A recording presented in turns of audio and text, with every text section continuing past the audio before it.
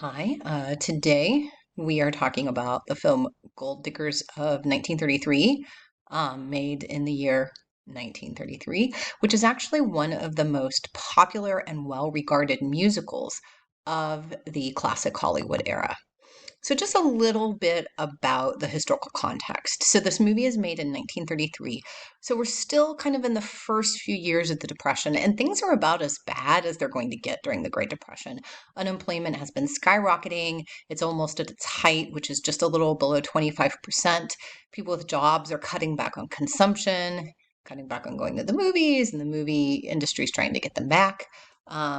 There's this increasingly people are losing their homes, and then increasingly individuals without homes, transient individuals, mostly men, are wandering from place to place looking for jobs throughout the country. Um, and there's this phrase that one of your assigned readings talks about, the forgotten man. And we associate this idea in the 1930s with these unemployed men, many of them sort of transient, moving from place to place looking for a job. Um, and the one of the musical numbers in Gold Diggers of 33 actually makes reference to the forgotten man. So who is this figure? And that's kind of one aspect of the historical context that article will give you some insight into. But it really is kind of this flexible term that has been applied in American culture in multiple ways since the 30s. So in 1932, Franklin Delano Roosevelt, who was elected president in 1932, but during his election campaign against then sitting president Herbert Hoover, he uses this term forgotten man to refer both to sort of the struggling industrial worker and the farmer who, according to sort of his election rhetoric, whose troubles society had ignored during the early years of the Great Depression. And now we must all come together to collectively address his problems. It gets sort of repackaged throughout American history. Both Richard Nixon in the late 60s and early 70s kind of reuses the term and the idea of forgotten man with his concept of the silent majority. You can also see some of this rhetoric in with Donald Trump and Trump's America in less progressive ways than in the 1930s. The forgotten man is almost always kind of referred to the white working class. Right? These individuals who, at least during the Great Depression, were seen as worthy and were seen as basically falling on misfortune due to circumstances beyond their control, and not because of anything that's happened to them personally, and that we can't forget them. We have to address the social ills that have caused their economic devastation. Another term that is associated with the forgotten man is the idea of Hoovervilles. And these are areas of temporary housing during the Great Depression that were put up by the poor and homeless themselves, often where people perceive the forgotten as living. They're crowded, ramshackle looking, lacking sanitation, and they're called Hoovervilles because they're named sarcastically after President Herbert Hoover, who was president during the first few years of the Great Depression. He's defeated in 1932 by FDR, and he's widely perceived as not doing much to help the common people during the Depression. So they sort of ironically call these temporary ramshackle dwellings that the homeless put up Hoovervilles. A final kind of important point of the historical context, which the film will explicitly evoke, is the Bonus Army March. So a number of American soldiers served in World War I, which the U.S. participated in 1917 and 1918. So this is over a decade. This is almost 15 years later in 1933. So after serving in World War I, U.S. World War I veterans were given certificates for bonuses that could be redeemed in 1945. So almost 25 to 30 years after their service, they were supposed to redeem them.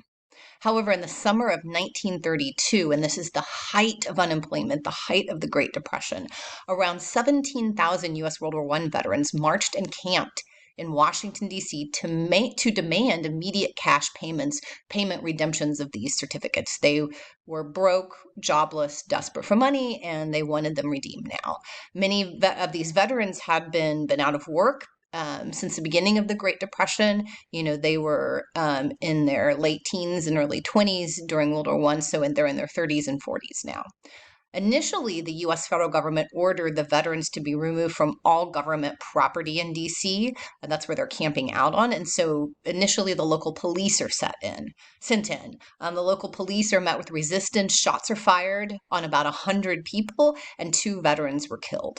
So then President Herbert Hoover, so this is before FDR wins in 1932, he orders the U.S. Army to come in and clear the veterans' campsites.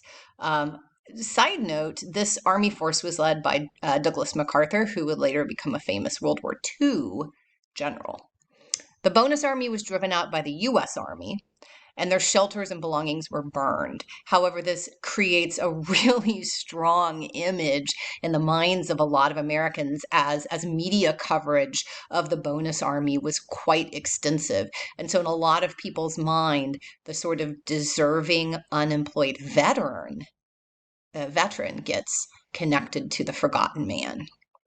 It should be noted that in 1936, so a few years after this, Congress finally voted to pay the veterans back their bonuses 9 years early.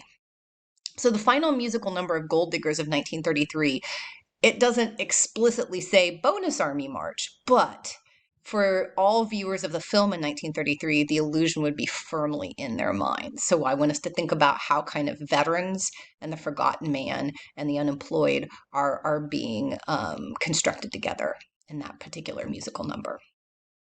So Gold Diggers of 1933 is a classic of what is called the musical genre, another film genre that, of course, has had significant longevity and still lasts today. But the musical is wholly a genre of the sound era. I mean, obviously, prior to film, there are precedents not in silent film, right? You can't have a musical really in silent film, but in live musical theater and other kinds of live performances that string together some kind of plot through musical performance. The musical genre itself in film is defined by the performance of songs and sometimes dance that goes along with it being interwoven into the narrative of the film. However, many very early musicals, so at the very beginning of sound era, 29, 30, 31, were kind of mediocre. They're just not that interesting to watch because they're essentially just musical review shows with little to no plot. At the very beginning of sound, people are experimenting. They're not really, trying to figure out what to do with music and film. And so, they're basically kind of just creating musicals that are, a big number and a big number and a big number like you see at the theater without any plot. So the kind of advent of the modern musical film genre, where we think about musical and possibly dance performances interwoven into the narrative of the film, where the musical and dance numbers maybe carry the plot forward, maybe they help sort of create or help in sort of character construction. They're integrated into the storyline. That's really an advent of the early 1930s and what's called the backstage musical. And so Gold Diggers of 1933 is one of the 3 classic backstage musicals of the early 30s. 42nd Street, Footlight Parade, and Gold Diggers of 33. And they're called backstage musicals because they're starting to weave a plot into the musical. And the plots are, in all 3 of these, connected to performers putting on theater musical shows. So the song and dance numbers are part of the narrative, but it's typically the performers rehearsing, or maybe they're performing the numbers for stage, that sort of thing. So it's not quite, people spontaneously breaking into song like you see in later musicals, but it's certainly a step above, sort of just beyond just sort of unrelated musical performances. There is a plot here, and that plot typically revolves around people putting on a musical. But all of these backstage musicals have plots and character arcs that go beyond the musical numbers to create a coherent story. And all 3 of these classics of the backstage musical, 42nd Street, Footlight Parade, and Gold Diggers of 33, are also notable because they're all choreographed by the great Busby Berkeley. So Busby Berkeley, born in 1895, died in 1976, is possibly the greatest musical choreographer and film director of the 20th century. He is involved in almost 50 movies over the course of his long career, and many, many conventions of the musical film genre, especially the choreography of the musical film genre, so the integration of sort of dancing and movement, originate with Busby Berkeley. Berkeley himself, at the time of the early 30s, when he starts choreographing these backstage musicals, was already a former Broadway dance director, who goes on then, of course, to become this very prolific film song and dance director. So Berkeley really visually frees the camera from the confines of the theater view. So if you think of the theater view, you think of the fixed placement of the audience looking directly onto a stage with really only one viewpoint. So he kind of confines the camera in the musical genre, or he frees the camera in the musical genre from that theater view, placing it above and all around this imagined stage, sweeping the camera into views impossible for a typical theater audience member. And this is really, what defines in a lot of ways musical film or film musicals from theater musicals, is the ability to sort of have a viewpoint of the musical number from all sorts of different positions. Berkeley is known for his elaborate musical production numbers that are spectacles unto themselves. His large-scale productions involved complex geometric patterns and kaleidoscopic visuals, often created through masses of performers' bodies, typically women, in identical costumes, sort of moving in coordination with one another. So his musical numbers are visually stunning, very kinetic, and full of energy. A famous book on pre-code Hollywood stated that Berkeley's production numbers in Gold Diggers of 1933 offered abstractions of female anatomy that were both lyrical and lewd. So one thing we can definitely talk about is how Berkeley sort of uses bodies, especially female bodies, to create these patterns, and how it's both incredibly sort of artistic and expressive, but in a lot of ways it's also kind of sexualizing and maybe even exploitative. So we can talk about that. In the assigned reading, in the assigned Dickstein reading, and you guys actually had a reading question about this also, Dickstein says that the choreography of Busby Berkeley, quote, was a reflection of the fantasy life of the Depression. So one thing we can also talk about is why viewing these musical spectacles is pleasurable for audiences at the height of the Great Depression and economic insecurity. So Gold Diggers of 1933 is, as I mentioned, a pre-code musical film produced by Warner Brothers, directed by Mervyn LeRoy, and staged and choreographed by Busby Berkeley. And it was an incredibly popular film of the time, one of the top grossing films of 1933. It stars Joan Blondell, Ruby Keeler, and Aline McMahon as Carol, Polly, and Trixie, the three roommates who are also dancers and ostensibly the, quote, gold diggers. Warren William, Dick Powell, and Guy Kibbe play their romantic counterparts. It's also memorable maybe for us because of the supporting role by a young Ginger Rogers. She is the woman singing in Pig Latin in the opening, and you'll see her throughout the film. Ginger Rogers is actually from the Kansas City area. She's from Independence, Missouri. Interestingly enough, her childhood home in Independence is a museum, the Owens-Roger Museum, which you can go visit. And Ginger Rogers' mother, Leela Owens, that's why it's the Owens-Roger Museum, was also a Hollywood screenwriter and producer. So, kind of an unusual role for a woman in the 1930s in Hollywood. So on the surface, The Gold Diggers of 33 is a story about three showgirls trying to find rich husbands. And, that's kind of what gold digger means. The term gold digger is actually one that's in use in the early 20th century, meaning sort of a woman looking for a rich husband.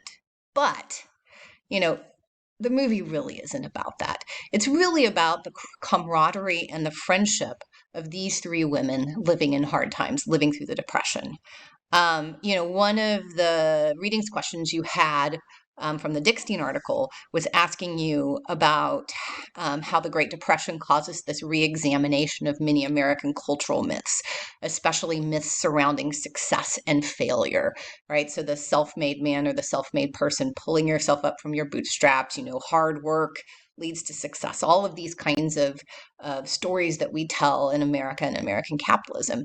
And Dickstein says that you know, uh, there's kind of this re-examination of these myths. So think about how musicals like Gold Diggers of 33 address these myths, and does Gold Diggers cause us to re-examine it or not? So there's a lot of things in this film that make it clear that it's pre-code, right? So that it's prior to the enforcement of the motion picture production code, which happens in July of 1934. So there's suggestive lines, there's skimpy clothes, there's at the time, which would have been perceived as questionable sexual mores. I mean, a lot of it's done in humor, but it's still being presented. And especially the musical number Pettin' in the Park, even the name itself is pretty suggestive.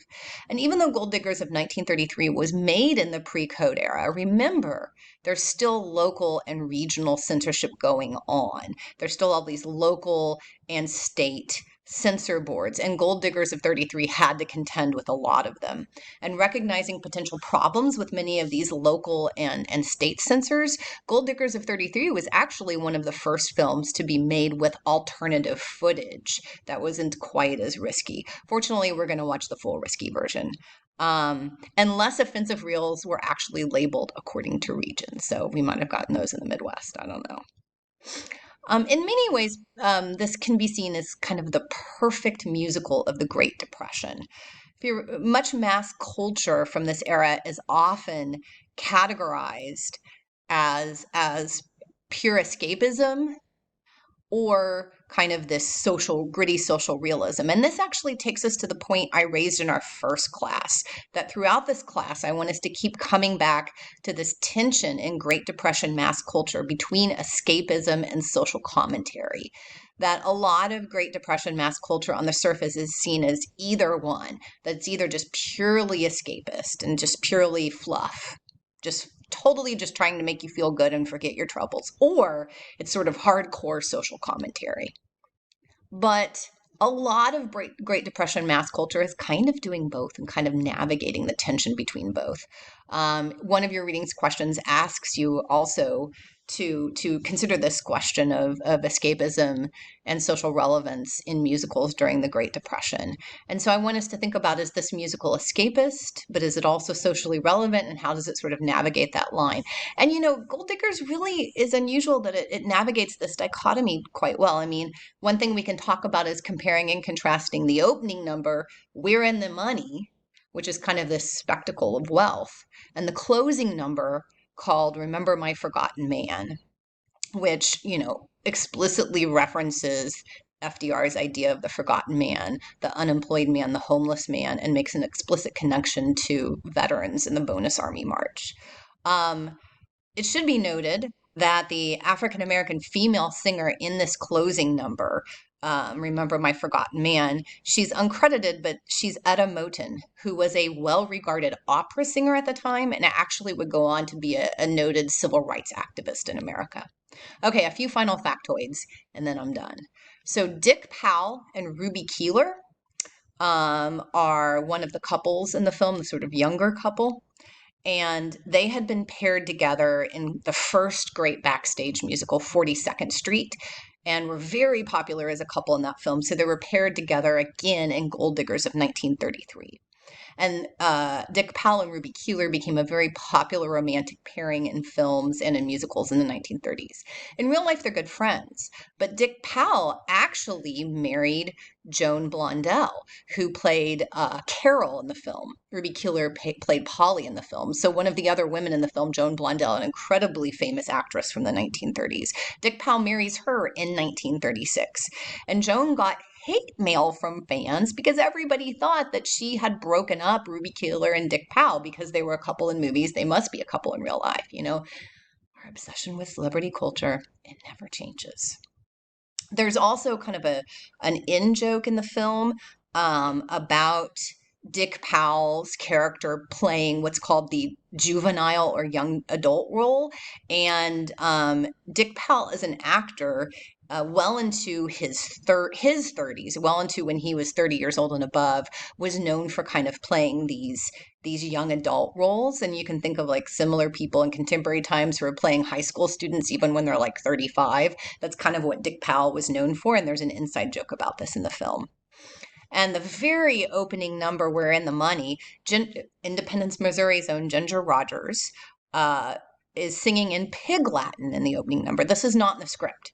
She actually was just messing around during a break in filming, and the producer liked it so much he told her to do it on film, and it got put in the movie. Of course, you may know Ginger Rogers. This is when she's sort of up and coming.